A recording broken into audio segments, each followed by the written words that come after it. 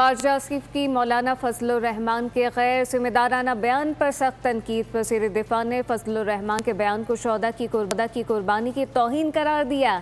جوانوں کی وطن کے لیے قربانی کو ان کی تنخواہ سے جوڑنا غیر منصفانہ ہے۔ کوئی شخص محض تنخواہ کے لیے قیمتی جان کی قربانی نہیں دیتا۔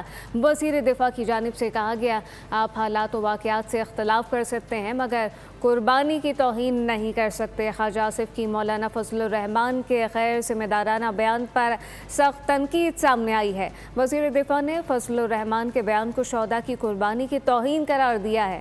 جوانوں کی وطن کے لیے قربانی کو ان کی تنخواہ سے جوڑنا غیر منصفانہ ہے۔ کوئی شخص محض تنخواہ کے لیے قیمتی جان کی قربانی نہیں دیتا۔